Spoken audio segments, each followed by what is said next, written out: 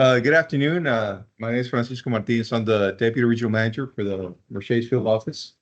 And I'll be having with me here, I'll have the chair for this Citizens Forum present himself. Good afternoon.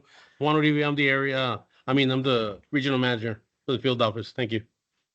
At this time, also welcome everyone to this meeting. And I'm also going to ask the board members that are here today, they can introduce themselves. Sorry, with Mr. Darling. Hi, I'm Tim Darling and I represent Region M1 Planning Group.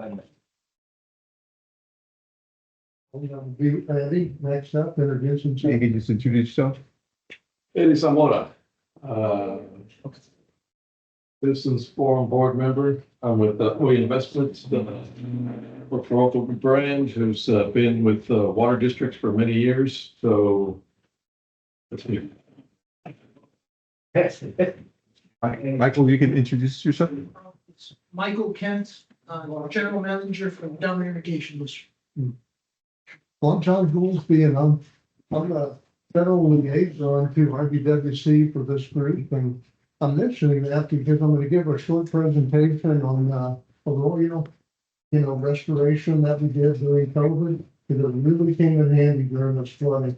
We'll have some good pictures that show you what we did and how the water flowed through there and the things that we do. So it's a really nice success story in here. So anyway, that's been my role on the group here for many years. And I'm glad to put it to use. But very glad to see you all here. Thank you. Are there any board members that have logged in today through Teams? They would like to introduce themselves. Yeah, this is Velma Garcia with LNG Engineering, and I represent Willacy County. Okay. I don't know the commissioners on board on the call, and if she has any opening remarks. Yeah. Okay, at this time, we're going to be covering two topics. The first, three, sorry. So the first speaker will be Mr. Joseph Tritz, and he'll be presenting on giving an update on the operation and field office of the Mercedes Field Office. Dr. Goolsby will actually be giving a short presentation on the Rio Colorado. And we also have Ivan Santos that will discuss the development of demonstrable hydrologic forecasting framework and a prototype decision support tool. Just to let you know, this meeting is going to be being videotaped. So please do not provide any personal information like addresses or phone numbers. If you have any questions in person or online, please raise your hands and wait until after the presentation is complete and someone will, the presenter will answer your questions. And if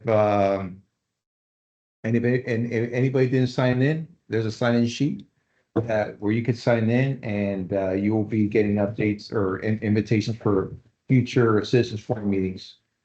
And at this time, we'll leave the place over to Mr. Joseph Tritz, who has the first presentation. Good afternoon, ladies and gentlemen.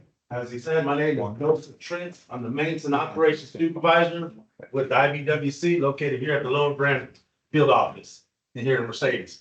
What I'm going to be going through is a quick overview of what our responsibilities are as the Maintenance and Operations for here. The first slide here, it shows what we've done so far this year. We've completed 6.2 miles as per our MOA with the Border Patrol on doing the river levee rehabilitation. So far this year in-house, we've completed 33.7 miles of in-house levee surfacing. Graded and repaired 18.4 miles total on the river levee. So you got the river levee and the interior floodway that we do cover both. We do get caliche. We receive caliche from DHS for the river levee. Of course, for the interior floodway, we purchased it ourselves, but we do all the processing for both the river and interior floodway. So that's one of the things that our heavy equipment operators do. That's our responsibility.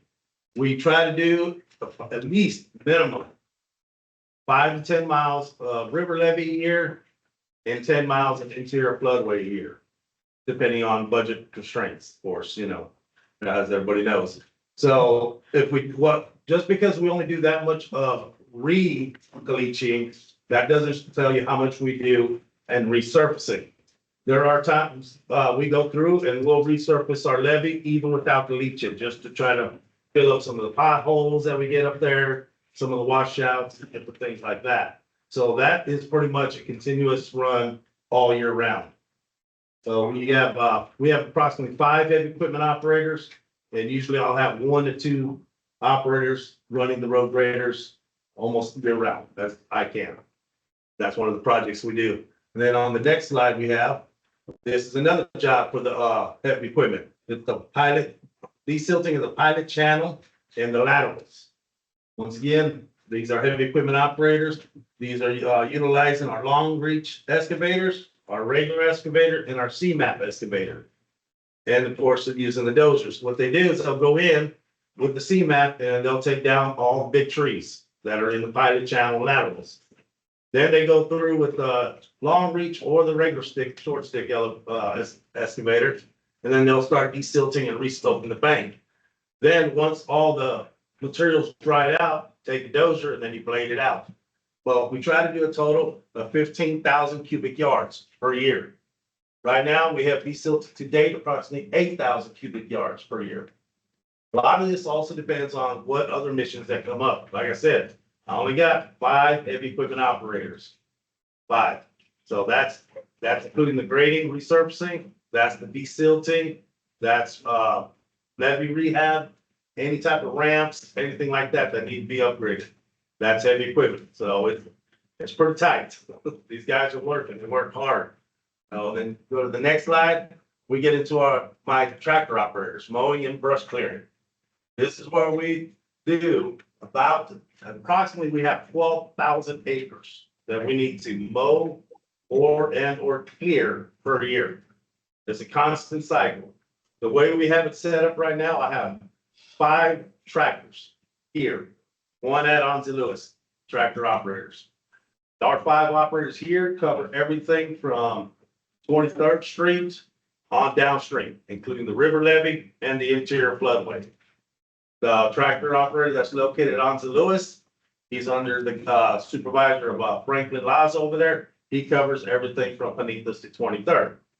So we have designated areas where we have our tractor operators. We have 1 in the river levee. We have 1 in the north floodway. We have 1 up in all the way up to King Ranch area, 1 on the main floodway, and and 1 in the Arroyo. We try to keep them in the same general area throughout the year, so they get to know the landowners, stakeholders, the areas, parking places, all that. But like I said, I only got 5, trying to do 12,000 acres annually. It's a lot of work, a lot of clearing. These tractors run nonstop, 4 days a week, 10-hour days. So it's a lot of work for these guys, but we do pretty good right now. Well, we're a little bit more than 4,500 acres, but right there it says 4,500 acres have been mowed. So we're doing pretty good. We're staying pretty much on target right now. Normally, I will be honest, we cannot do all 12,000 acres in 1 year. Some of it's a continuous cycle. There's several areas that we have to do more than once. We try to do everywhere at least once, but we got some areas such as right here by the Rio Grounds, this area, we try to do more than once. A couple areas in Brownsville, we try to hit more than 1 time because of residential homes back up to the levee. And then of course, it also with some sections of the river levee, as it gets tall, we go try to clear it out for DHS, to make it easier on them. So, but we try to get to it all. We do a pretty good job. Like I said, every year we don't get all 12,000 acres. Sometimes we're a little bit behind. But we do our best on that. Next is the floodgate maintenance. Some of you might not know, we have what's called 10 floodgates. These floodgates are out in certain areas. There's 2 over here on 83. There's 2 over in Jackson Road. There's 1 over on 107, 1 at the Dogwood Port of Entry, 1 at Benson Park, 1 on Alamo Road. With 2 of them on 491. So we got several of these gates. These gates are designed to open up once the flood reaches a certain elevation. The way they work is that there's pipes that come off the levee, water travels through them pipes right into these tubs, as you see. Once these tubs start filling up, gates start deploying, and then with the wave action of the flood, it actually won't open them completely open. So what we have to do is every year we have to go in and we have to open these gates up and we have to clean the tubs out and then repair any damage that's been done to these gates. You know, some of them pretty fair shape, others like Jackson Road, take a pretty good beating. Now, Jackson Road, there's 2 floodgates there. If anybody's driven on Jackson Road lately, those 2 floodgates are in dire need of repair. We've already got that scheduled. Hopefully the schedule stays and we'll be doing that next month in May, repairing those 2 gates there. These things, yeah, they take a lot of wear and tear. They're on the road. So any driving, any dragging, any blacktop, anything that's being done on the road, they get the blunts of it. So, but we have 10 of them and we're doing one tonight. We got one to do tonight at the Dog Port of Entry. And then we have the 2 on Jackson Road and we'll be done for this year. So we usually try to clean them off before hurricane season. We're pretty close to it. You know, we're just, you know, we should be done, like I said, by the end of May with the last of the gates on Jackson Road. Go ahead. This March 2025 rainstorm event. All right. These are some of the pictures that we took during the storm that we had just a few weeks ago in some of the areas. This is Anza Lewis and Redemont. This that's the upper picture is Anza Lewis. The lower picture is us over here at 163L opening the gate. So we don't I get told when to open that, so you know that's not my department. I just get told when to open it and how much to open it and which gates. So for any questions on that, Frank can help you out on that one. But we do go through, we patrol the levee and we assess flooding and oversee pump placement on levees. The biggest reason why we oversee pumping on the levees is there's a proper way to pump over the levees. If you don't do it properly, you will damage the levees. We do have a couple of areas out there of erosion due to improper pumping.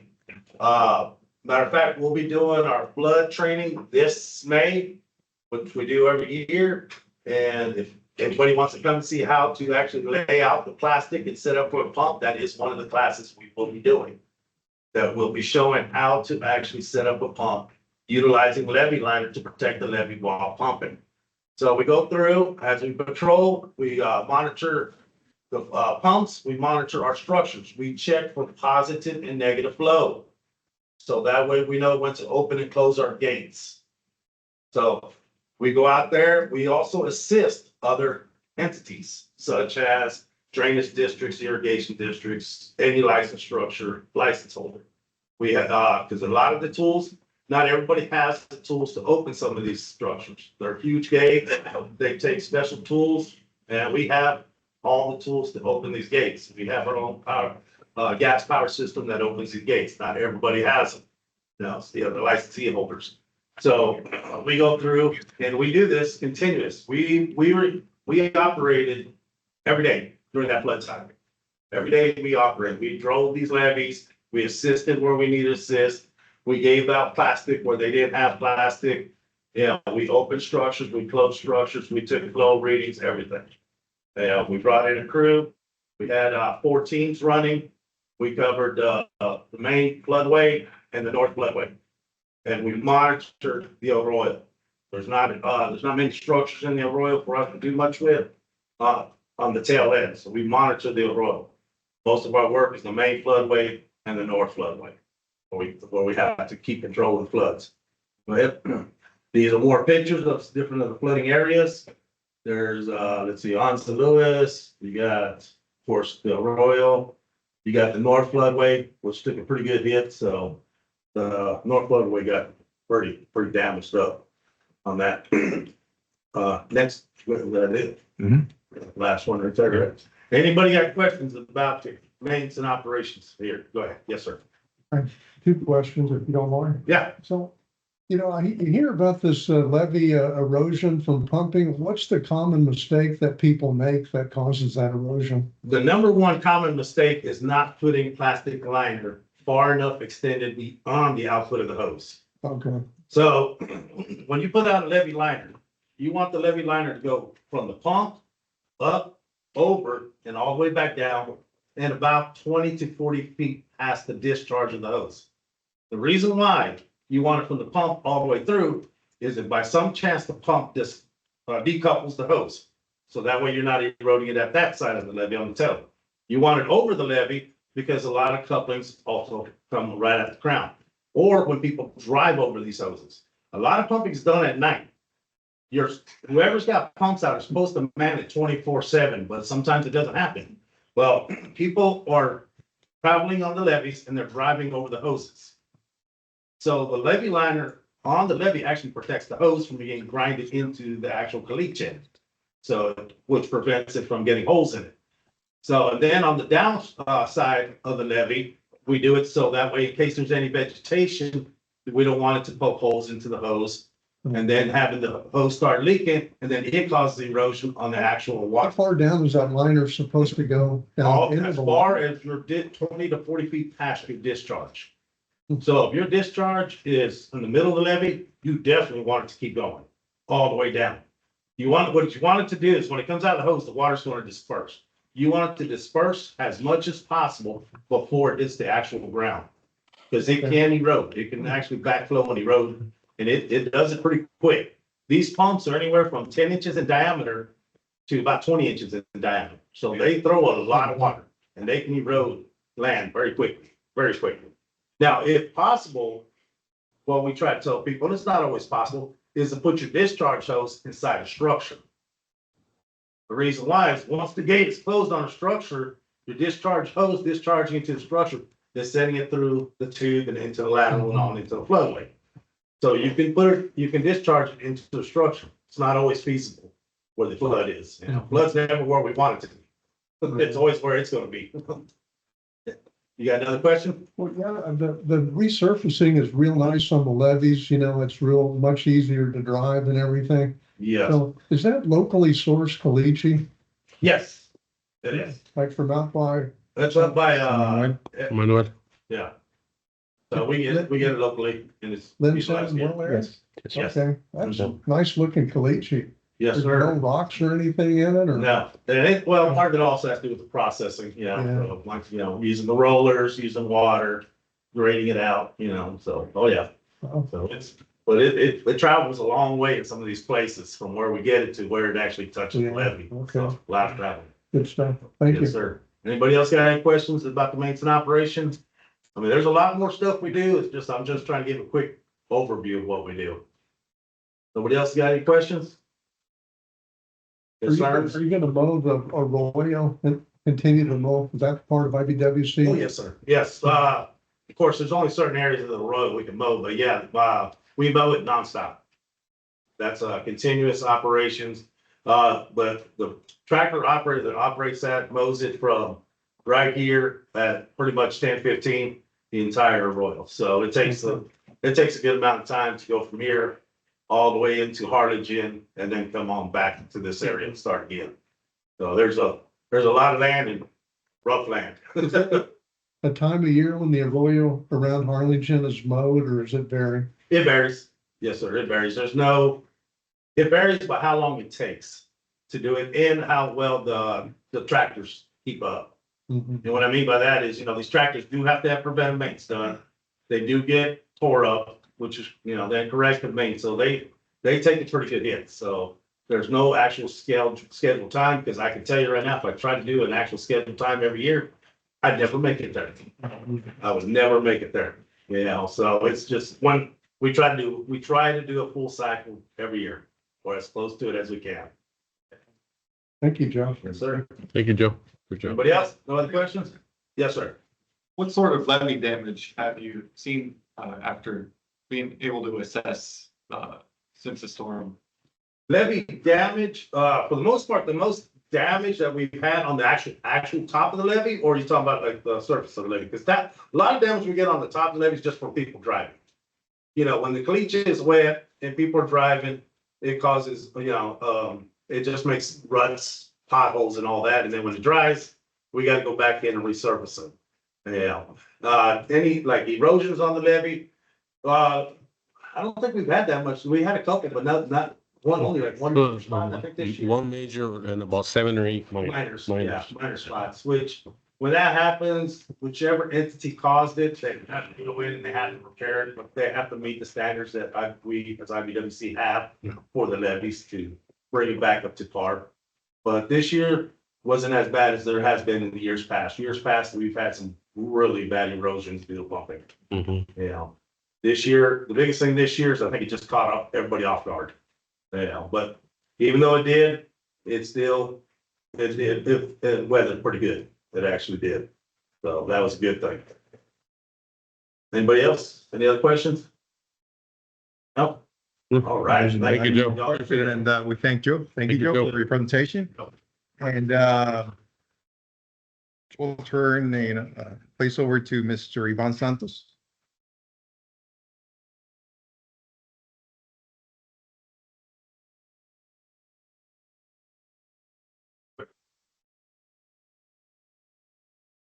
For Tritz.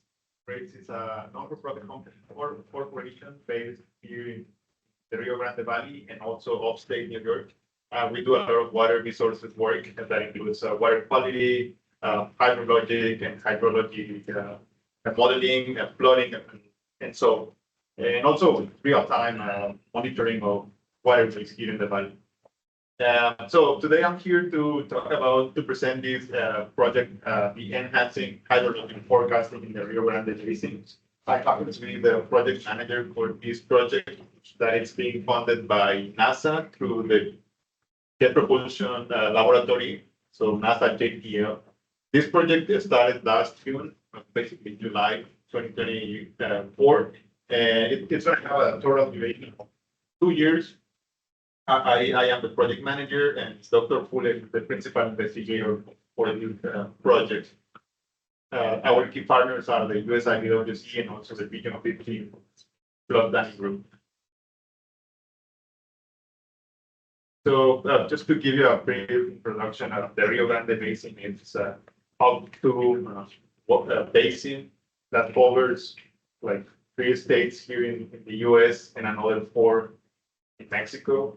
It's a big region and an important one for water supply and also for other reasons, like recreational activity that they trade in, a lot of people living in it. And also, well, that's tied to the Rio Grande River and its importance. It's one of the biggest rivers in North America, top 3, top 4. And it's important. I mean, Texas is the natural boundary between two different nations. It's one of its uniqueness in the basin and the river itself. It serves as a boundary. It's not common to see that around the world. So that also brings with challenge in terms of modeling that I'm going to talk about in a few seconds. So we all know that there's a water availability problems going on since the last decade. This the total flow in the Rio Grande River has been increasing, and yeah, we know that our neighbors might not be doing or accomplishing with his part of dropping water into the Rio Grande River, but still, USIBWC has addressed that, and there has not been enough water coming from the US side. Like there has been some losses within the US side. So that's something we can work on, without having to worry for what's going on the other side. So next, please. So the objective of this project is to assist the stakeholders, water supply. We're gonna be running. We're gonna accomplish these 2 different main goals. Necessary The first equipment in one. order for them to be able to submit an application or keep financials. It's a very. So the first of the 2 goals is to run a hydrologic forecasting framework, and the second one is a prototype decision support unit. So this hydrologic forecasting framework is going to be based on HMS, U.S. Army Corps of Engineers software that is highly used by engineers here in the area. And it's gonna be fed with NASA products. NASA produces a lot of data related to hydrology and hydraulics that is very useful, and especially for this case, because here we're speaking of a binational basin. And what's the challenge in terms of modeling? The fact that the US side provides and produces a lot of beautiful and so detailed information related to the basin, related to soils, to water availability, uh, a lot of good data in a highly detailed. The problem is when we go to the other side, it's hard for us to find the exact same accuracy level in the data produced by our neighbors. But here's where NASA comes in. They produce data for the entire continent, for the entire world with their satellites. So that makes it easier for us modelers to model such a basin, like such a unique basin like the Rio Grande Basin. The second objective of the project, which is the prototype decision support tool, we're still in the work of how that's going to work. We're thinking that it's going to be either an app or a website where the stakeholders will be able to visit, access, have open access to download these models and then tweak it based on their needs, and also to provide them with the forecast of the water availability in particular points of the Rio Grande. Some of the other outcomes that we are planning to have is identifying how NASA data sets is going to help our stakeholders, and also explore how other techniques can be applied to fulfill those data gaps. For example, using our real-time hydrologic stations that we have all over the valley. Next, please. In this slide, we have a picture of a comparison between modeling areas. Our modeling area goes from the international, our study area goes from the international Amistad reservoir all the way to the Gulf of America. That's the study area. But once we start modeling, we noticed how we can make the assumption that the other side doesn't exist, or we can incorporate it and address those data gaps as we can. So that's the route we're following, especially now that we know that NASA produces data for both sides. It's easier. So one thing is the study area, our focus is going to be here, the US side of the Rio Grande Basin, but the modeling area actually comprises both sides. So some of the data that we're going to be using includes the Shuttlebug radar topography mission that NASA produces. It's digital elevation models for the entire world. And some others that I'm listing there that will allow us to model evapotranspiration, weather, precipitation, temperature, soils, and so. Also, another important input, it's the one coming from the USIBWC. You guys produce a lot of data for flow, storage, discharge in the reservoirs, and that data is crucial for this project. As we have the whole picture, the whole historic picture of what's going on in the river and in the basin, we can start analyzing and then provide a forecast. Once we know all the components, how was the weather today, how was the flow this day, we can start building that forecast. Next, please. So we already started what we call the initial hydrologic framework. It was just our first attempt to put everything together in HMS, and we just ran a simulation for a 10 years storm event, and we came up with some results that we think that are accurate. Of course, there are a lot of data gaps here, but that was the point of this initial run, like identify those data gaps and demonstrate that we can run the model and improve it if we use such data sets. Next. Okay, so I already talked about the prototype decision support tool. we're gonna be doing some outreach in the area. We are actually hired to host two workshops within the study area. The first one was conducted back in November 2024 in Laredo. I think it was at the Laredo Water Museum. And the second one is gonna take place at some point next year. We still don't know when, but the idea is to present like the final results of the model and hear from the stakeholders their last inputs before submitting the final report. So yeah, there is just a map of the places where we have been presenting this project so far. Next, please.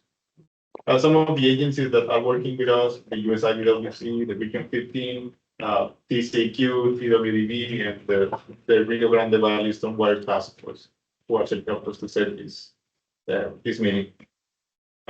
Just a picture of during the workshop number 1.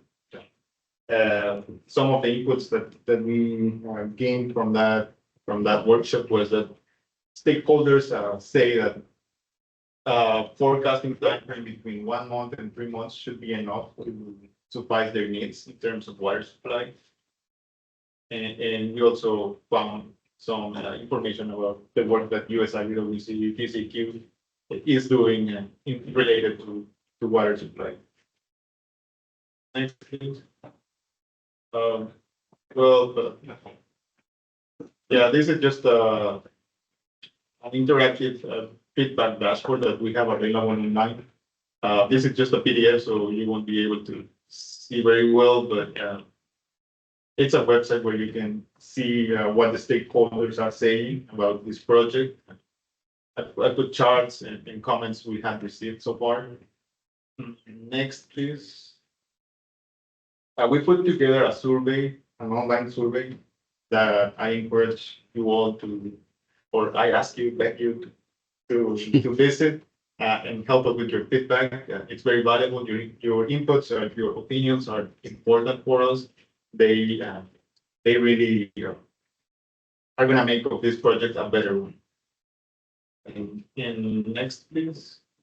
So we have here the QR code in case you want to scan it, or the website in case you can type it in your browser.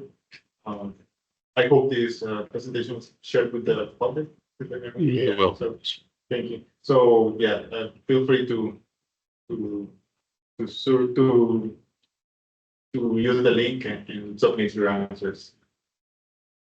Finally, the next steps, we're in quarter 4 of the project. We are presenting in New Mexico in about 3 weeks, the first steps of this project, or where we are right now. And hopefully by the end of this year, the hydrologic model is going to be ready. And we want to use the next year just to refine the prototype decisions for 2. Well, the acknowledgement that it's the NASA and JPO who are funding this project. We appreciate their efforts to make this a reality. I think that's it. Yeah, there is our contact information at the bottom. In case you have questions, if you want to email us, want to know more about the project. That's it. Thank you. Does anybody have any questions? Person or online? No? Okay. Thanks so much, Ivan, for your presentation. And at this time, we're going to have Dr. Goolsby has a small presentation and to discuss about some of the observations that he made during this past storm event.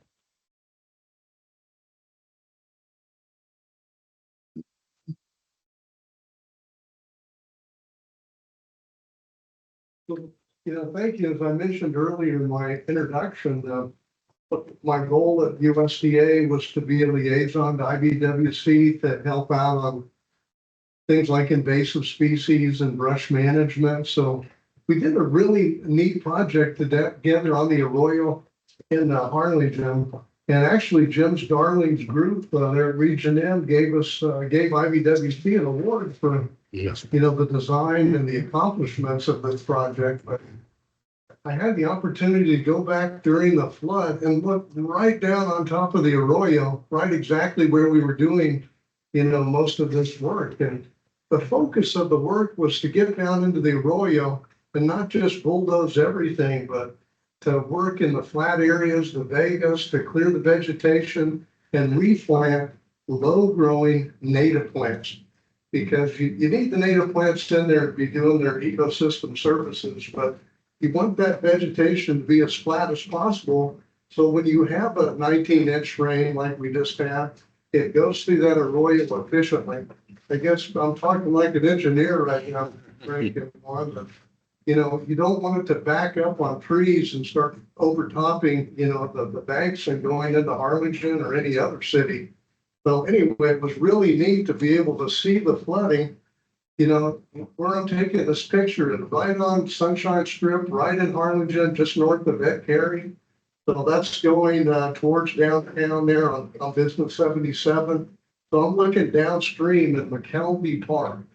So there was the clearing and revegetation was done along about 8 miles there of the arroyo, starting up at the Ford dealership and going downstream.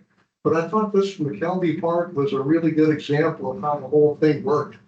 So when you look down there, that water, is flowing through there. It's not going over the banks. And I mean, it was a historic rainfall for Harlingen. So I really thought this would be a good opportunity to tell you what we did proactively back during the worst part of COVID. We got out there and cleared brush and planted things back in there. And it really paid dividends when we got to this big flood. So let's look at the next picture. So this is looking upstream towards the Ford dealership there. And this would be an area where, from what I understand, this is where it's most likely to back up and overtop. And I talked to people right there above those trees at the Lions Club in Harlingen. These are people that were spent the night there during the flood in their RVs.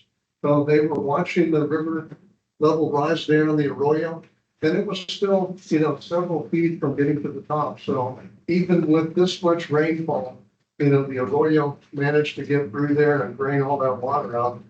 So let's look at the next picture. So looking downstream again there, those trees, we left them right on the main bank of the original arroyo. But a lot of where you see water would have been tall trees, but we left all of the ebony trees, because they're valuable and slow growing, and took out a lot of the tall vegetation that would impede flow. And then underneath that is all this low growing native vegetation. So next slide. So this is again looking further upstream there by the railroad bridge. There's still a lot of trees in there, so it's still a beautiful place to go birding, and the hike and bike trail goes through there. But the arroyo's moving through there without a lot of restrictions. So I really began to understand what the engineers were talking about and what their needs were and how it interacted with biology, my field, in terms of vegetation control. Next slide. So this is just the timeline of the main, things we need to do there. So all of the native plants that we replanted there, they're all sourced locally. So it's all local native plants grown either in Harlingen or up in Rio Grande City. So I mean, thousands and thousands of plants replanted there during the drought. So I watched it all. And another person, Joel Martinez, also had did a lot of field work there, day to day, watching the contractor and make sure it all got done properly. So I was glad that all the big ebonies and even 2 and 4 inch ebonies could stay there, because they really hold that bank. We don't want erosion either. So next slide. Here's some pictures of the brush clearing. So this is an area that Joe was talking about where he would be mowing along the arroyo to keep that down low. And even though, you look at those plants, it looks like grass, but they're interspersed with a lot of natives. And then right there on the channel, you see that the taller plant growing up. That's the native common river reed. not Carrizo cane, but the native one, so it has an important role to play there. And next slide. So here you can see the mosaic of all the different low-growing native plants. There's like 30 different species planted there, and they had to irrigate them. And I remember talking to the landscape contractor, they're like, well, it's wintertime. Are we gonna need to irrigate? I'm like, wintertime, it's not done here. Yes, you're gonna need to keep watering them to get them established, but I'm sure they're gonna come out of this flood and do fine. They're used to, dealing with high water and everything, but it really produces a really pretty mosaic of plants and flowers and, butterflies down there. I mean, after it was planted and got established, it was, something beautiful to look at as you walk by the hike and bike trail there along the Arroyo. And you can see that bridge up there in the background. That's where I took the pictures that you saw at the very start of the presentation. So that low growing native vegetation that you can see there, the water just rolled right over it. So anyway, good design. Next slide. So one of the things that flourished there that I thought was really neat was all the blackberries are actually technically they're dewberries in this part of North America, but they really liked having that extra sunlight because they were being hampered by all the wheat trees and everything that were in there. So there are vast areas of dewberries growing there. And birds eating them, people down there collecting dewberries. So I think just that in itself is a really good accomplishment. Next picture. So this is a really pretty native low-growing daisy, and it formed a really pretty monoculture there almost right by the Ford dealership. So obviously that's low-growing, and it just lays right over, in a flood. And it's really beautiful to walk through and look at, just, full of butterflies and things. So anyway, I'm trying to make a point that there was a lot of dual purpose here. Preserve the beautiful ecology for the people, but also keep in mind that the arroyo has got to flow water in a flood. And, who would have expected a flood this big? So next picture. So this is my last slide. And anyway, the selective clearing left big trees that you can see here and left these corridors for water to go through. And it really increased the water flow. And I'm sure the engineers know all this, but anyway, I think it was a really good project. And thank you, Jim. I thought it was really, I think everyone was really proud to receive the award and be recognized for this, proactive project that served everybody's needs. It was a good compromise. Anyway, thank you. I appreciate the chance to present this to you. I'd be happy to answer any questions. Any questions? You did it here. What about the flow downstream? How do you see it back up and all into this area or how? All right, well, I checked with people even down there at the Port of Arlington. There was flooding at the terminals there for oil and gas and everything, but nothing catastrophic. And, the arroyo did its job. And of course, I hope that the dredging, that's, paid for and proposed, it even improve it even more. So that's coming up, and I'm proposing that be a topic, for the next meeting.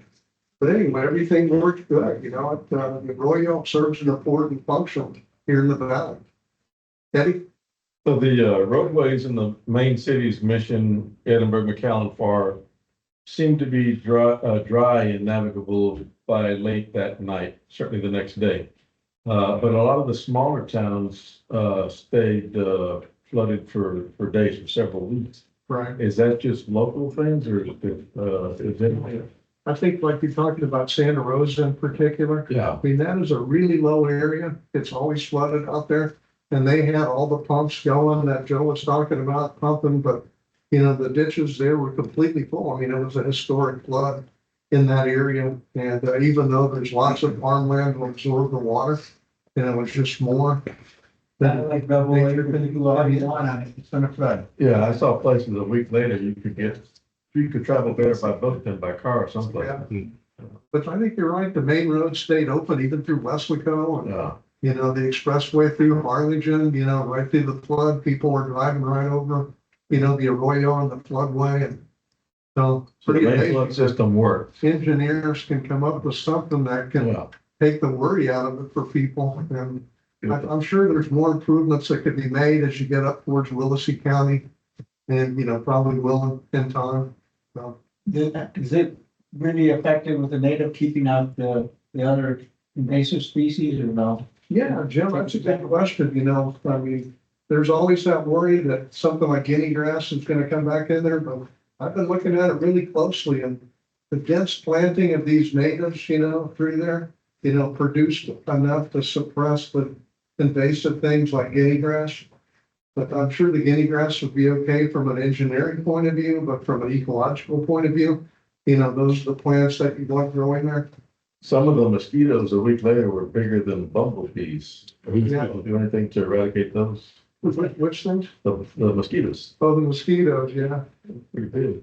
Yeah, I know, that's up to the cities to control that, but. Okay, thank you. This time, is there anything the board would like to discuss? And not, this, Hot water stuck in drainage, right? okay, no, not today. But if any, future agenda items that the board would like to, I guess.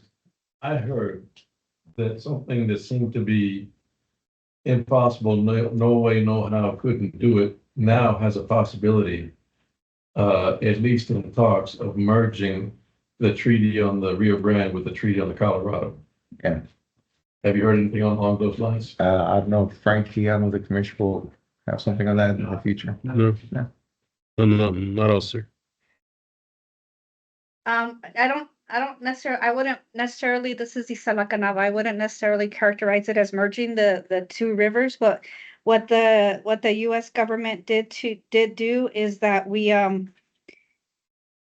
is that on March 20th, the IBWC along with the State Department did notify our Mexican counterparts that we denied their request for a special delivery channel for Colorado River water through for Tijuana.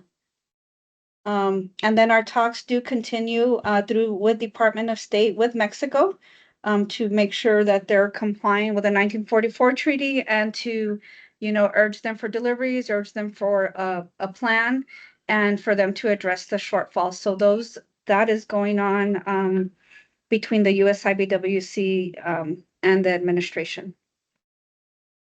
Thank you, ma'am. Thank you. I just been telling people, they can do what they want, there's no water available, I mean. Especially when you have a 2-for-1 obligation on the releases to the door to Mexico and the main. It's less than 200,000, over a million, and the most you get, if you went dry on this side, we get 200,000 extra feet. Okay. Yeah. But I get a report on San Juan, it would be nice to see. Yeah. So I guess one of this, the future discussion item is a report update on San Juan. Yeah. Okay. Okay. And the proposed dredging. Proposed dredging. Okay. An update. Dredging. Okay. Any other And on the- items? an update on the Amistad project. Oh, the one. Okay. Oh, I think that what Eddie is referring to, there is something going on, and I'm sure there's gonna be an update needed on that soon. You know, or Amistad, you mean? well, water transfer, water allocation. Oh, okay, but you're talking Yeah. about the construction, right? Yeah, for the construction. So we could have both. Talking about Eddie's. Right, so you want any updates on Okay. any movement or agreements reached for water deliveries, correct? Yes. Yes, That's Dr. Just Bowlby. more- yeah, two different topics, correct. Okay. Anything else, guys? Anything else? If there's any more, or there's no more items, and we adjourn this meeting for today. We thank you all for coming here in person and online. Thank you for everyone that showed up today. Since meeting's adjourned.